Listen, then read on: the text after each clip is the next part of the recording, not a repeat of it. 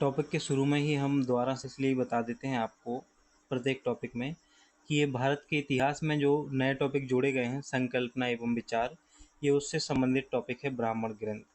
जो एमपीपीएससी की यूनिट 1 है प्रीलिम्स परीक्षा की, उससे संबंधित है। तो ये इकाई 1 का वीडियो है। और अगर अभी तक वीडियो को लाइक नहीं किया है तो वीडियो को लाइक कर दो भाई, और अपने दोस्तों में शेयर कर दो।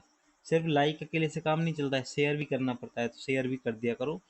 कभी व्हाट्सएप स्टेटस भी लगा लिया करो, है ना। फेसबुक पर भी शेयर कर सकते हो वीडियो को। अपने जो टेलीग्राम ग्रुप हों आपके, उनमें भी शेयर कर दिया करो। तो आपके लिए भी अच्छा है, मेरे लिए भी अच्छा है। तो मुझे पूरा विश्वास है ना। वैदेही, मेघा, एकता, सोनाली, सोनाक्षी, सोनम और सोलंकी जी, वैभव जी, नीलेश, सभी लोगों पर मुझे पूरा विश्वास है कि आप लोग ज़रूर जो है वो शेयर करते होंगे वीडियो को, लाइक करते होंगे, है ना। तो ब्राह्मण ग्रंथ जो है उसको शुरू करते हैं।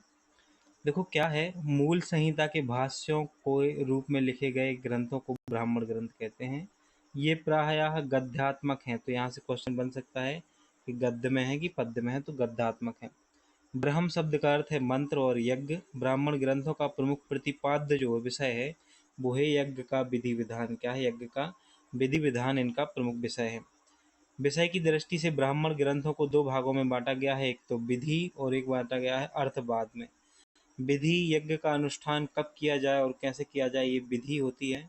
वहीं अर्थवाद में क्या होता है, निंदा एवं प्रशंसा का सन्निवेश रहता है, जिसमें यज्ञ निषिद्ध वस्तुओं की निंदा और यज्ञ उपयोगी वस्तुओं की प्रशंसा होती है। अर्थवाद वैदिक मंत्रों की पुष्टि करते हैं।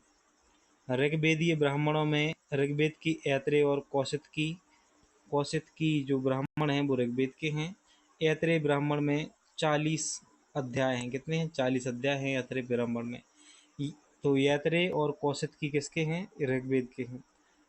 यजुर्वेदीय ब्राह्मण में शुक्ल यजुर्वेदीय ब्राह्मण में शतपथ ब्राह्मण सभी ब्राह्मण ग्रंथों में महत्वपूर्ण माना जाता है। शतपथ ब्राह्मण एक किससे संबंधित है? शुक्ल यजुर्वेद से संबंधित है। यह ग्रंथ विशालकाय तथा यागानुष्ठान का सर्वोत्तम प्रतिपादक है। गार्गी तथा याज्ञवल्क्य का शास्त्रार्थ, ऋषियों की शिष्य परंपरा तथा प्रसिद्ध मनु एवं मत्स्य की कथा शतपथ में आती है, जो सर्वत्र विख्यात है।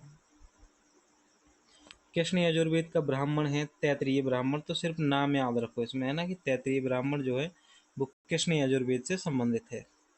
सामवेदीय ब्राह्मण में इसके ब्राह्मणों की संख्या 8 है।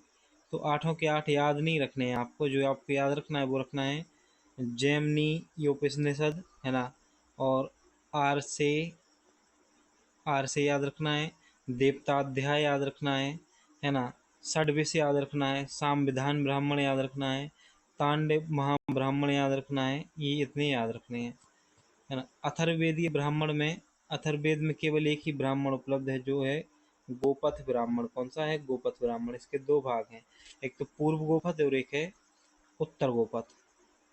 ऐत्रेय ब्राह्मण के बारे में देखें तो यह ऋग्वेद का ब्राह्मण है ऐत्रेय ब्राह्मण, और इसका संकलन जो है महीदास ने किया था। इन्हीं महीदास की माँ इतरा के नाम पर इसका नाम ऐत्रेय पड़ा है। राजत्व की अवधारणा का सर्वप्रथम उल्लेख ऐत्रेय ब्राह्मण से ही मिलता है। ऐत्रेय ब्राह्मण में कहा गया है कि ब्राह्मण राजा पर आश्रित है परंतु राजा से श्रेष्ठ है। ऐत्रेय ब्राह्मण में अंत, अथाह, अगार, सागर की चर्चा की गई है। ऐत्रेय ब्राह्मण में प्रसिद्ध इंद्रा महाभिषेक का वर्णन मिलता है, और ऐत्रेय ब्राह्मण में पुत्री के जन्म को दुखों का कारण बताया गया है। तो ऐत्रेय ब्राह्मण जो है इसमें पुत्री के जन्म को क्या बताया गया है? दुखों का कारण बताया गया है ऐत्रेय ब्राह्मण में। इसमें सुन, सेप एवं अर्जिगर्त की कथा का वर्णन मिलता है, जिसमें अजीतगर्त ने अपने पुत्र को 100 गायों के बदले में बेच दिया था। प्रसिद्ध कथन चरेवेती का उल्लेख भी ऐत्रेय ब्राह्मण में मिलता है। ऐत्रेय ब्राह्मण में राजा की उत्पत्ति का वर्णन मिलता है तथा इसमें यह भी वर्णन बताया गया है कि उत्तरी साम्राज्य में वैराज्य तथा यहाँ का राजा विराट, दक्षिणी साम्राज्य को भोज्य तथा यहाँ का राजा सर्वराट, पूर्वी साम्राज्य को स्वराज्य तथा यहाँ का राजा सौराट, और पश्चिमी साम्राज्य को साम्राज्य तथा यहाँ का राजा सम्राट कहलाता था। हमारा अगला है शतपथ ब्राह्मण, है ना। तो शतपथ ब्राह्मण भी बहुत ही महत्वपूर्ण है। शुक्ल यजुर्वेद का ब्राह्मण है। ये किसका है? शुक्ल यजुर्वेद का यह सबसे बड़ा ब्राह्मण ग्रंथ है शतपथ ब्राह्मण। इसकी रचना याज्ञवल्क्य ने की थी। किसने की थी? याज्ञवल्क्य ने। याज्ञवल्क्य ऋषि की दो पत्नियां थी, मैत्रायणी और एक थी तैतरीय। कौन थी? मैत्रायणी और तैतरीय थी। शतपथ ब्राह्मण में विदेह माधव तथा गौतम राहुगण द्वारा पूर्व में जाने की चर्चा मिलती है। शतपथ ब्राह्मण में राज्याभिषेक तथा इस हेतु किए जाने वाले राजसी यज्ञों का वर्णन मिलता है। इसमें 12 रत्निनों का भी उल्लेख मिलता है। शतपथ ब्राह्मण में सर्वप्रथम पुनर्जन्म का सिद्धांत का वर्णन है।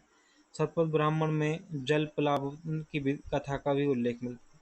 इसमें नारी की अर्धांगिनी कहा गया है। तो शतपथ ब्राह्मण में जो है नारी को पुरुष की अर्धांगिनी कहा गया है तथा ब्याज के लिए कुशीदन शब्द का प्रयोग हुआ है। शतपथ ब्राह्मण में सर्वप्रथम पुरुष मेघ यज्ञ का वर्णन मिलता है। कहाँ पर? शतपथ ब्राह्मण में पुरुष मेघ यज्ञ का वर्णन मिलता है। तो ये तो था हमारा ब्राह्मण ग्रंथों से संबंधित टॉपिक। इसके बाद जो अगला टॉपिक है वो है अरण्यक। क्या है? अरण्यक के बारे में हमें जानना है। वीडियो को लाइक करो जल्दी से और अपने दोस्तों में शेयर करो।